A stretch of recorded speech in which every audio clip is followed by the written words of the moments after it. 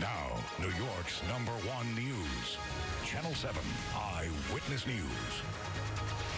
President-elect Joe Biden got right to work after his big win. He has now outlined the priorities of his new administration, and tackling the coronavirus is at the top of the list.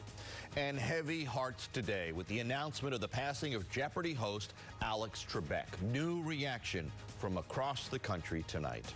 Good evening, everyone. I'm Joe Torres. And I'm Sandra Bookman. Doctors diagnosed Alex Trebek with stage 4 pancreatic cancer back in March of 2019, and he remained open and public about his battle with the disease. He started hosting Jeopardy in 1984 and continued to courageously work until the end.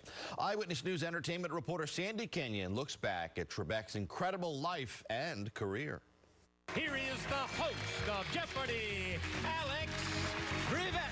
For more than 35 years, with style and a sense of humor, he was the man with all the answers. A U-shaped fastener for your do, or a U-shaped curve in the road. Who asked for questions. What is a hairpin? And earned a place in the Guinness Book of World Records for the most game show episodes hosted by the same person, earning a total of 30 Daytime Emmy nominations and winning TV's top honor half a dozen times. As long as I can walk out and greet the audience and the contestants and run the game, I'm happy. Alex Trebek's total was well past 8,000 episodes. I'm like the Energizer Bunny. Bum, bum, bum. Trebek's remark to me in 2014, typical of the man's spirit. And so was his reaction when all-time Jeopardy champ Ken Jennings finally got beat. And I had a tear in my eye having to say goodbye to him. Originally from Canada, Trebek was the son of a chef who became a U.S. citizen decades ago and became so much a part of our daily lives, his diagnosis upset millions of fans he graciously tried to reassure. I'm going to fight this, and I'm going to keep working. Chemotherapy for his pancreatic cancer looked promising, but a follow-up treatment caused him to lose 12 pounds in a single week. He was in pain and suffering from surges of sadness. I talk to the audience sometimes, and I get teary-eyed for no reason whatsoever. In the end, his courage in the face of his disease will be as much a part of his legacy as Alex Trebek's place in TV history. I've had one hell of a good life, and I've enjoyed it. And the thought of passing on doesn't frighten me. Alex Trebek was a comforting presence for so many of us in good times and bad. For me, he was a through line through the decades on this beat. I met him first when he still had that mustache. Trebek was among the highest paid hosts in Hollywood, but never came off like a celebrity. For the man with all the answers on Jeopardy, the game was the star, not him. One word comes to mind when remembering his professionalism: resilient. He kept working until almost the end of his life. He taped his last game on October 29th. I'm Sandy Kenyon, Channel 7 Eyewitness News. And an outpouring of grief from former contestants and the wider public quickly followed news of Alex Trebek's death. Today, mourners placed flowers at his star on the Walk of Fame in Hollywood, California. Eyewitness News reporter Kimberly Richardson shows us how others are remembering the beloved game show host. On a lazy Sunday, when many New Yorkers still have that post-presidential election glow, a development they knew would eventually happen, just not now. I think that everybody's mourning a lot of things this last couple of days, so we're celebrating in the morning. So it's a lot of emotions right now. A wealth of knowledge. That's just one way they describe Alex Trebek. Always brought heart and warmth. Okay, I'm going to cry. Strangers who feel a deep connection to the man who asked endless questions and at the same time had all the answers. I would go often to a bar on the Upper West Side and watch it there with people, but my mother's a huge fan. Generations would gather together, and if you got the correct answer first, would have bragging rights until the next night. Good luck, all three of you. Here we go. Ken Jennings, a Super Jeopardy contestant with 74 wins, said Trebek was a lovely and deeply decent man, and I'm grateful for every minute I got to spend with him. Walt Disney executive Bob Iger recalling how Trebek graced us with warmth, wit, and pure elegance. He was an icon, and he was also someone who brought intellect to the country, and that is major. Trebek was also near and dear to Austin Rogers. He's a bartender at this spot on West 48th Street. He was a hit on Jeopardy, taking home more than $400,000 during his 12-game winning streak. Today, Austin was too upset to go on camera, told me he is grieving to celebrate Trebek. Respect and just a legacy, really, of just overall goodness. Who is Alex Trebek? Kimberly Richardson, Channel 7 Eyewitness News. Wheel of Fortune host Pat Sajak released a statement that read, in part, "It was an honor for me to be a part of his professional family for nearly 40 years. His strength and courage and grace during his recent health struggles inspired countless others. Alex was truly one of a kind." Vanna White also released a statement that read, in part, "I will cherish the many memories I have shared with Alex Trebek. They date back well before either of our careers took off. I will always be in awe of the way he faced the battle he fought so valiantly, and I'm devastated to lose my longtime friend. There will never be another Alex Trebek, and he will truly be missed." This month is Pancreatic Awareness Month. The Pancreatic Cancer Action Network tweeted, "Our hearts are heavy with the news of Alex Trebek. With the rest of the world, we mourn his death while remembering him in life. We are also grateful to Alex for the spotlight he put on pancreatic cancer and the hope and positivity he brought to patients." And one other note, Jeopardy episodes hosted by Trebek will air through December 25th. And the show is not announcing plans for a new host at this time. Stay with Eyewitness News as we look back on the life and career of Alex Trebek. At ABC7 and why we've posted some of the host's most memorable moments, along with more reaction to his passing. Another piece of history in an already historic year with the election of Joe Biden and Kamala Harris. The president-elect is already getting to work in the White House with no word on when President Trump may concede. Eyewitness News reporter Lucy Yang joins us from Columbus Circle tonight. Lucy? Well, that's right, Joe. In this race, everyone does not get to take home a trophy. Only one person wins the White House. And while Joe Biden makes plans to move in, so far, Donald Trump has not said anything about moving out. Sunday began with church service and a visit to the cemetery for President-elect Joe Biden. Not holding his breath for all the legal wrangling to conclude, we're told he will release his plans for a new COVID task force on Monday. He'll be making announcements to the American people about how he's going to make good on these campaign promises. Like uniting a hotly divided nation, keeping Americans safe through what could be another wave of the pandemic. Americans have called upon us to marshal the forces of decency, the forces of fairness, to marshal the forces of science. Meanwhile, President Trump took to the golf course on Sunday and to Twitter, quote, "Since when does lamestream media call who our next president will be?" The First Lady also tweeting, quote, "Every legal, not illegal vote should be counted." Former Republican President George Bush, who went through his own Supreme Court battle to win the White House, played the statesman today and congratulated Joe Biden while arguing President Trump has the right to request recounts. The Trump team has canvassed all early voters and absentee mail-in ballots in Pennsylvania, and they found over 100 people they think were dead. But here's the one that gets me. 6 people registered after they died and voted. From Pennsylvania to Georgia to Arizona to New Mexico to Michigan to Wisconsin, in all of those states there are serious disputes about the vote totals. Now, while there are plenty of supporters urging the president to keep fighting, we understand there are also prominent voices in his inner circle encouraging the president to think about his legacy and agree to a peaceful transfer of power, even if he's still angry about the outcome. We're live outside Trump International Hotel at Columbus Circle. I'm Lucy Yang for Channel 7 Eyewitness News. Lucy, thank you, and stay with Eyewitness News and ABC News for continuing coverage of President-elect Joe Biden. You can also find updates and information around the clock at ABC7NY. The supporters of President Donald Trump here and across the country not giving up the fight as they urge the president to challenge the election results. On Long Island, in Hop Hog, hundreds waved Trump flags for hours today outside the H. Lee Dennison building. A caravan of cars honked their horns in support of the president and echoed Mr. Trump's claims of voter fraud.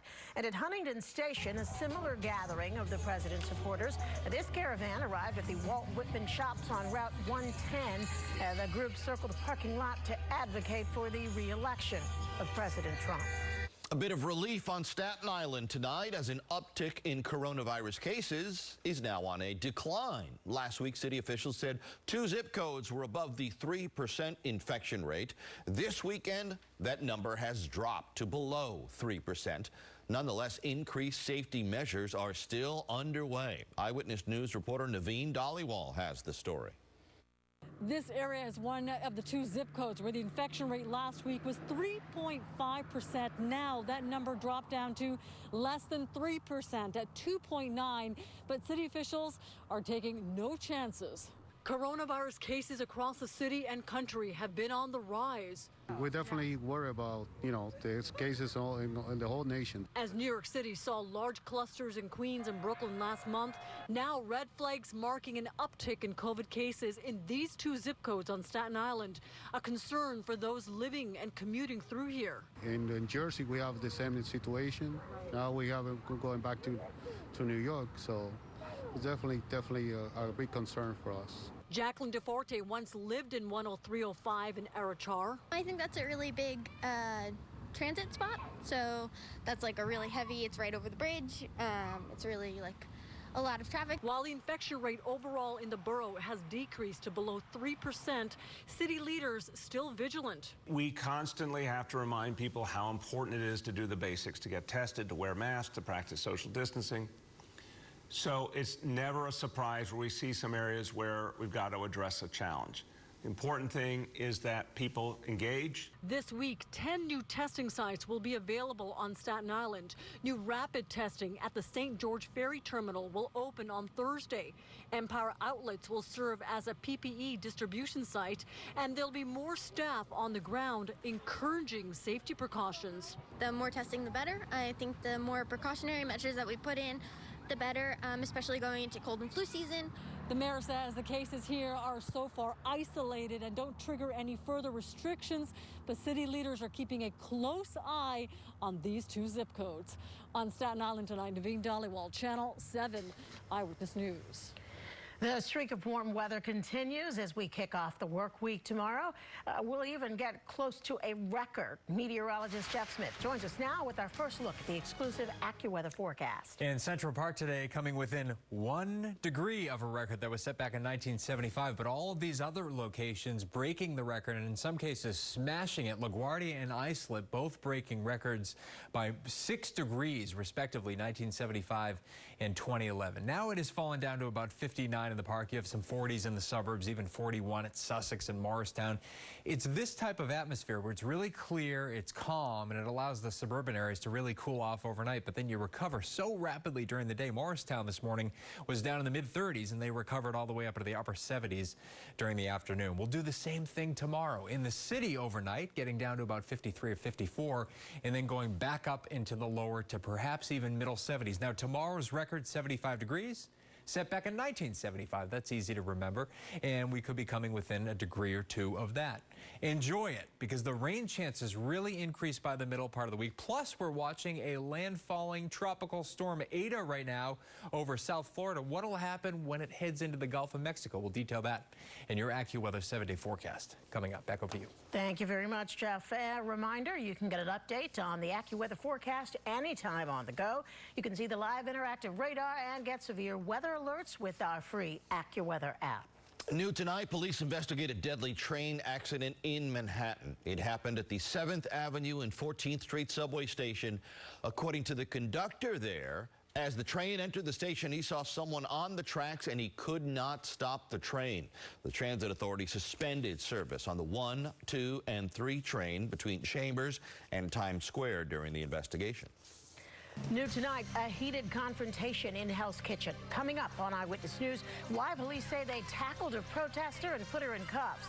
Also, the crook captured on camera as he broke into a senior's home in the Bronx and robbed her.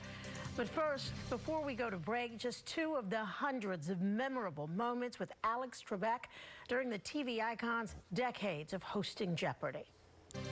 TV for 800. And the theme to this 90s sitcom, I pulled up to the house about 7 or 8, and I yelled to the cabbie, "Yo, Holmes, smell you later." Encore. What is the Fresh Prince of Bel-Air? Yep. Prove you're smiling. I like that. Let's take a look at your response. Did you come up with the right one? No? What is We Love You Out? That's very kind of you. Thank you. Cost you $19.95. You're left with $5. Okay. Joe Biden declared winner. I pledge to be a president who seeks not to divide, but unify. An historic election. This is a country of possibilities. Stay with Eyewitness News for every update. On air, online, and your streaming devices. Introducing 7 on your side, exposing the truth. Do you know that you had no hot water for these tenants for 2 months? 7 on your side, fighting for you. It's been 3 months. Where is the money? When you need help, you always have 7 on your side. Only on Channel 7. This week at Stop & Shop, extra large raw easy peel shrimp are $5.99 per pound, and Entenmann's baked goods are buy one, get one free. Plus, get ready for Thanksgiving with our best price guarantee on the best turkeys at Stop & Shop. Alex Trebek, loved by America. Now tomorrow on GMA, those who knew him and adored him with an emotional tribute. And inside his final days, celebrating the life of a television treasure on ABC's Good Morning America.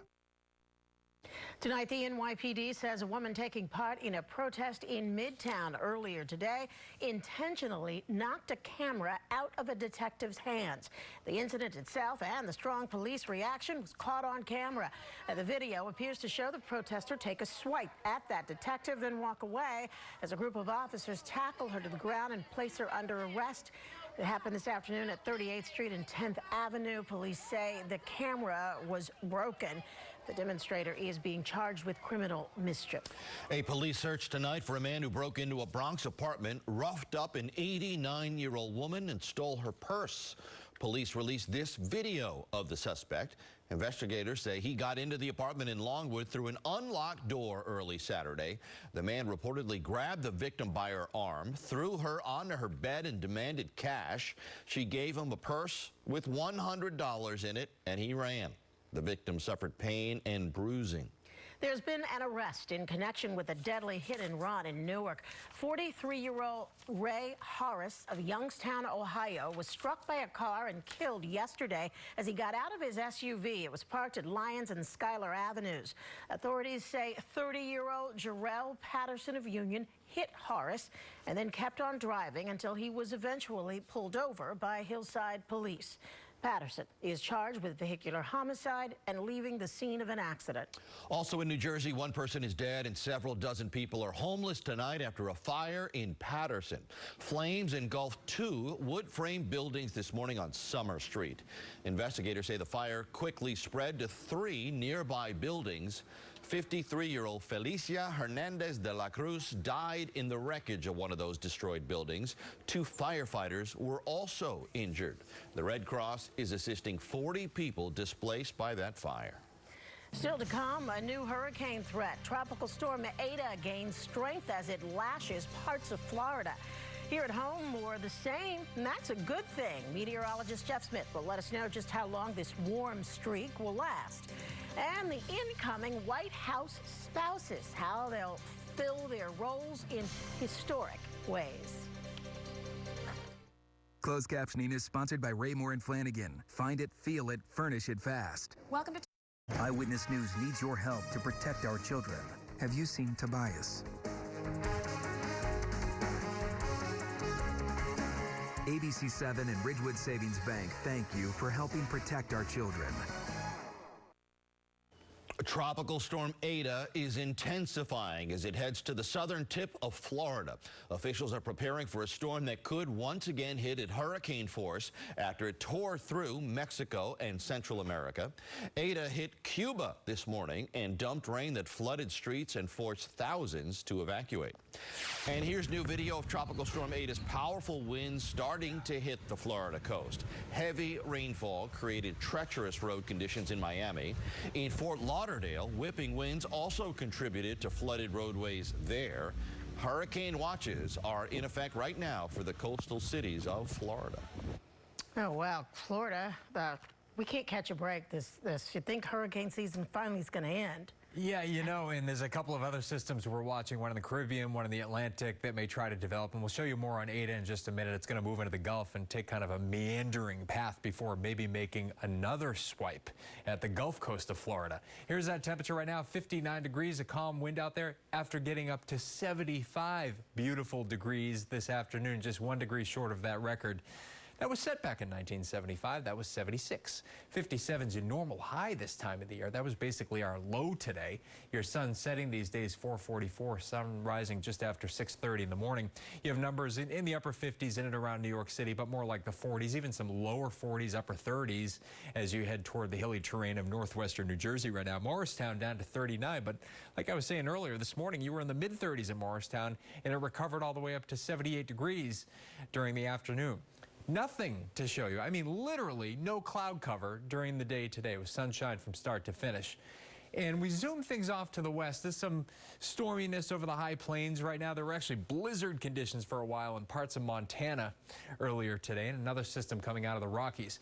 These will all kind of congeal together and head in our direction by the middle part of the week. And that'll be our soaking rainfall for, say, later Wednesday into the day on Thursday. Now down to Ada. Making landfall right now in the upper Florida Keys here.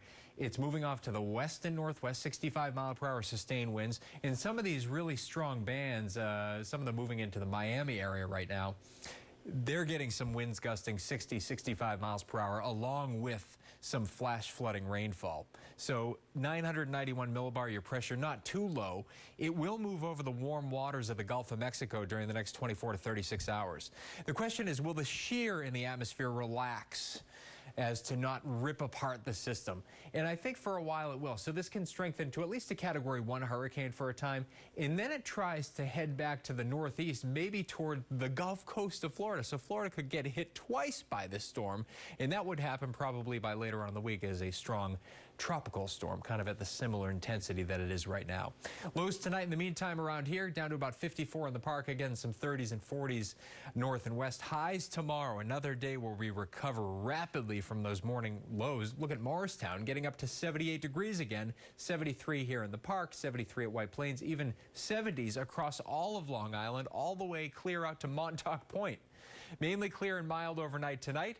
We're down to about 54 for a low. Sunshine, patchy clouds tomorrow, remaining warm. 73 for the high. Tomorrow's record again, 75. That was set back in 1975.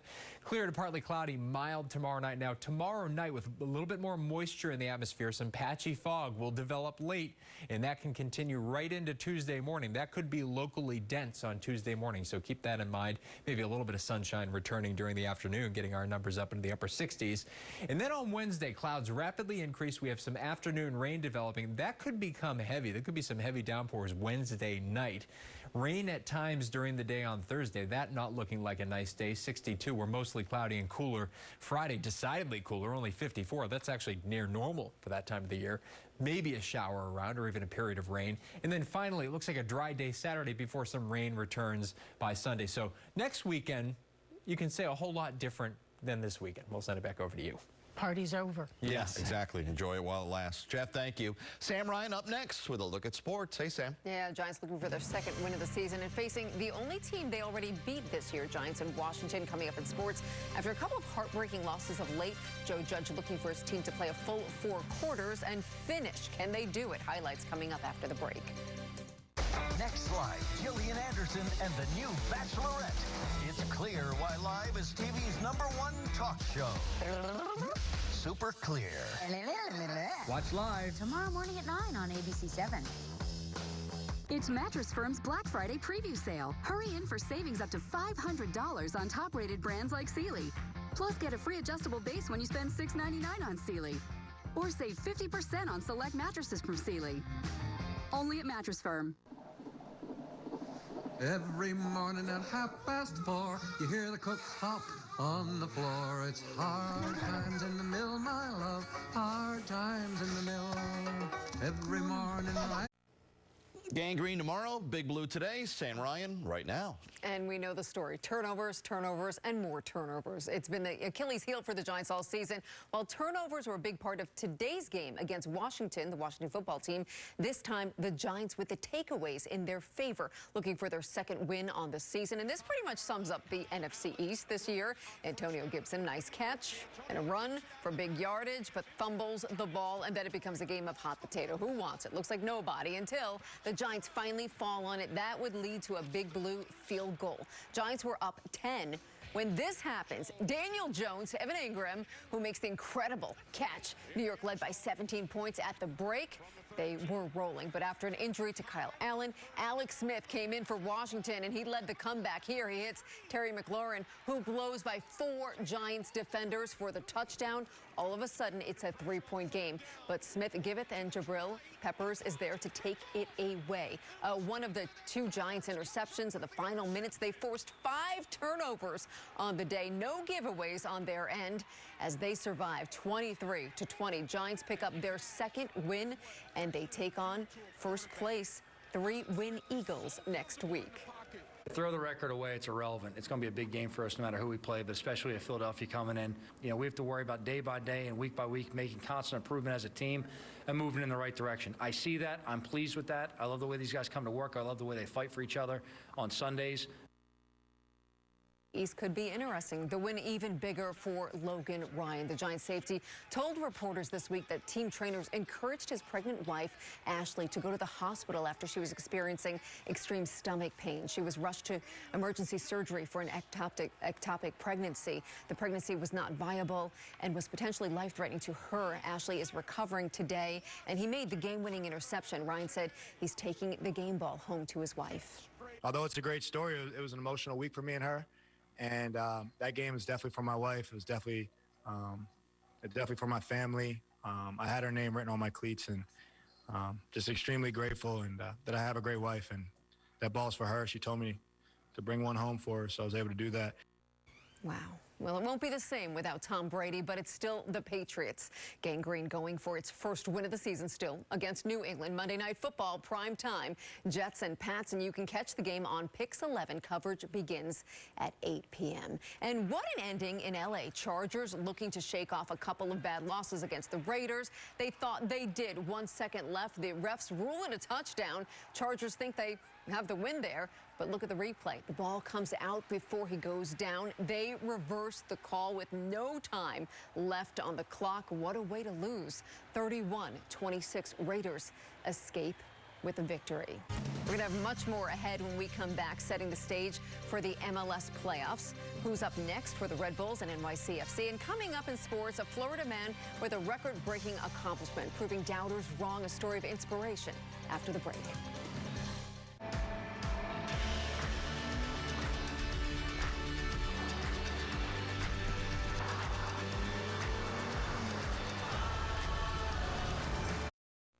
Decision day from MLS, the regular season coming to a close with both the Red Bulls and NYCFC learning their first-round opponents for the playoffs. NYCFC taking on the Chicago Fire. They were tied late, but who better to score the game winner? With then Valentin Castellanos scores in the 77th minute, the 4-3 win. NYCFC finishes as the 5th seed, will take on Orlando City in the opening round. Red Bulls taking on Toronto FC today. 2 big goals in a matter of 2 minutes for New York. First, Tom Barlow, then Brian White. That was all it took. 2 on the final. But even with the win, the Red Bulls finished 6th in the Eastern Conference. They're going to take on the Columbus Crew in the first round of the MLS playoffs. From the pitch to the track, there is a new face of NASCAR. Chase Elliott, the sport's most popular driver, has won the NASCAR Cup Series championship at just 24 years old. He took a celebratory lap around Phoenix Raceway, and then his parents were waiting. Today also marked the end of Jimmy Johnson's racing career, meaning the torch has officially been passed. And finally, a story of heart determination and inspiration this weekend.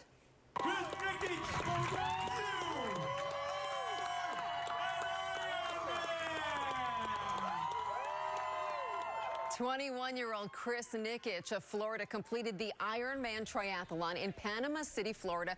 2.4-mile swim, a 112-mile bike ride, and a 26.2-mile run. Yes, that's a marathon. Nickitch makes history as the first person with Down syndrome to finish an Ironman. He said doctors and experts told him he couldn't do it, but he told them they were wrong.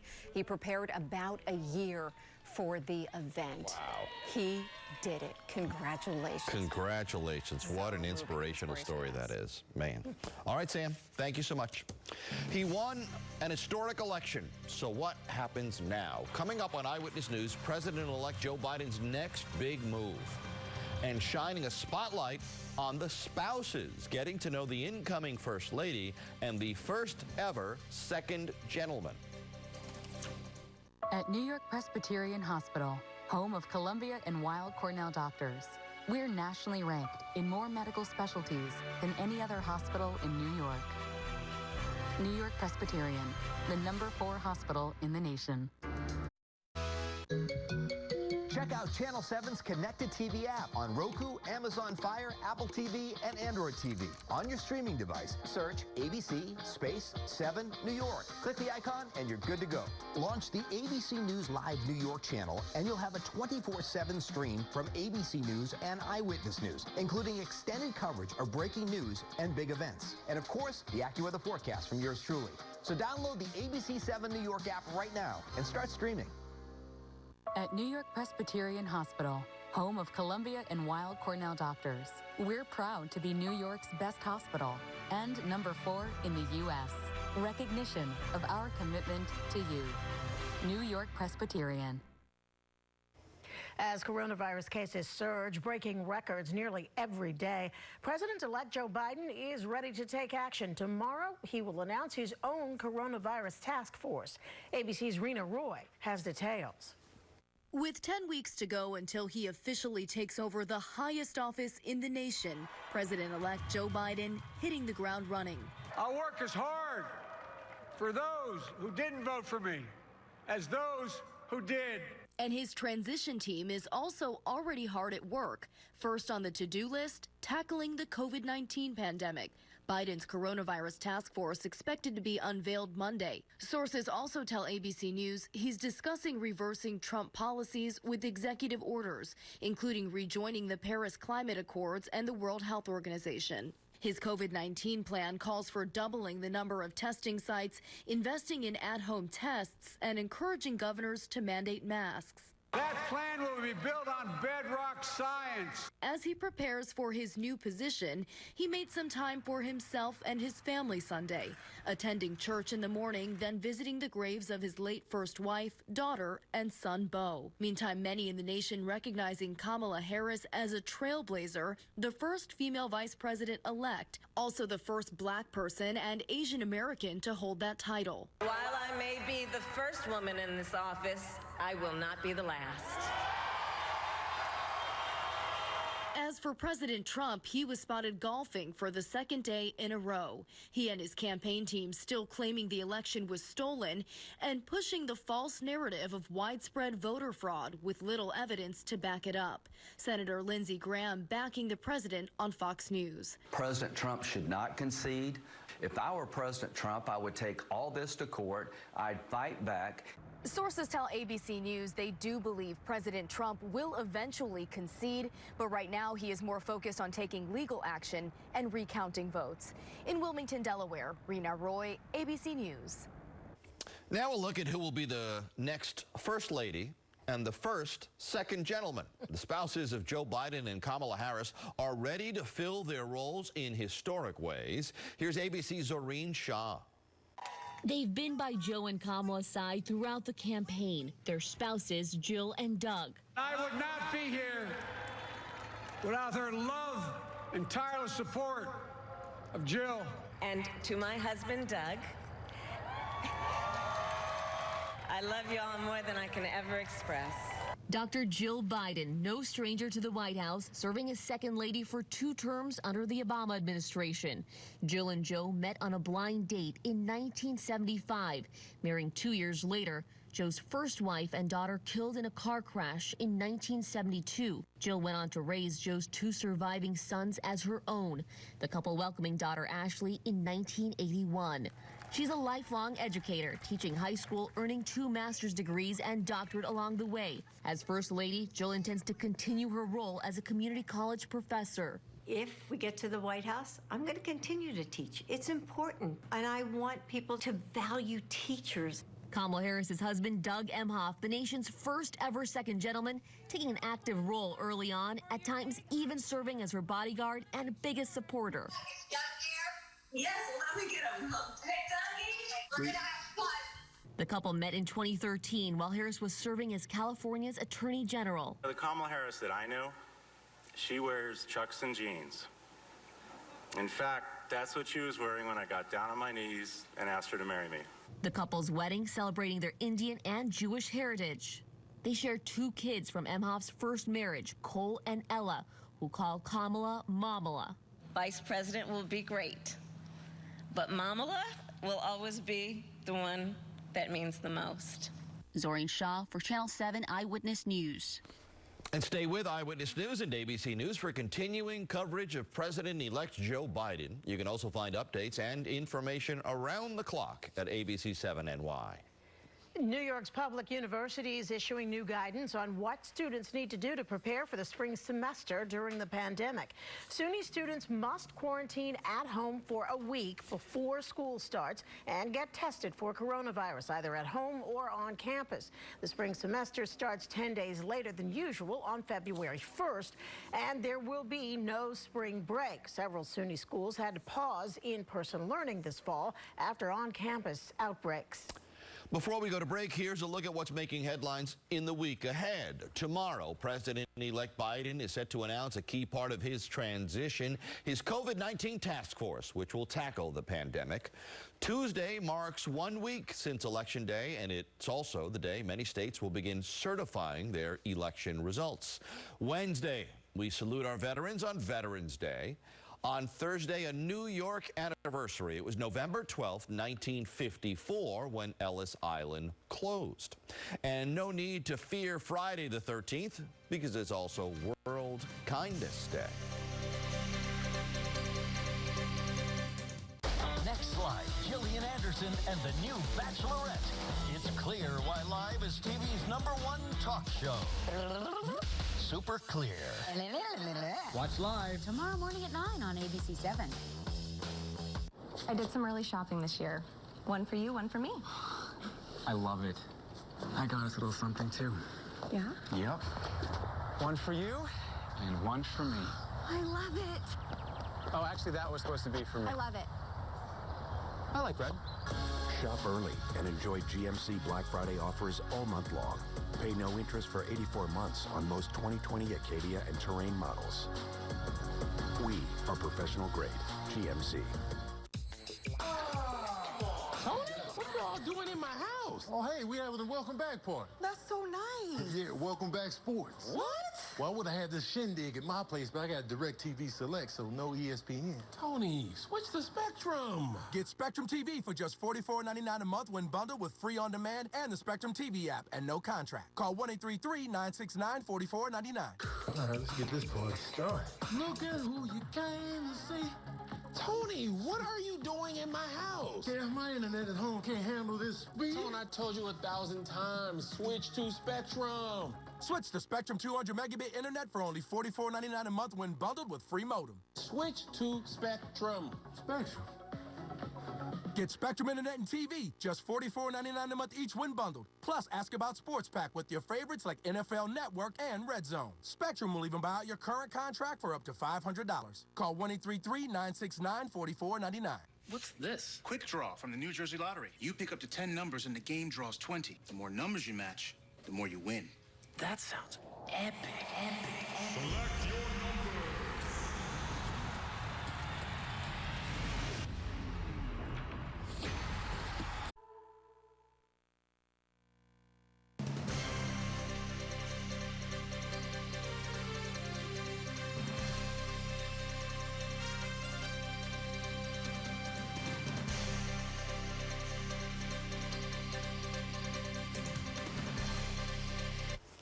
Take a look. Here is drone footage of the devastating damage of Tropical Storm Eta in Guatemala. This is a landslide where rescuers pulled at least 5 people from the mud.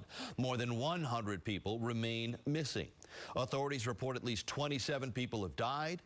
Eta made landfall last week as a Category 4 hurricane before it weakened. Guatemalan authorities ordered 60,000 people across the country to evacuate. While we've been enjoying unseasonably warm weather here, quite a different story in Reno, Nevada, which saw its first snowfall of the season today. Temperatures tonight are forecast to dip into the teens. Even more snow fell on the mountains surrounding nearby Lake Tahoe. Now, this cold front follows record high temperatures in that region late last week.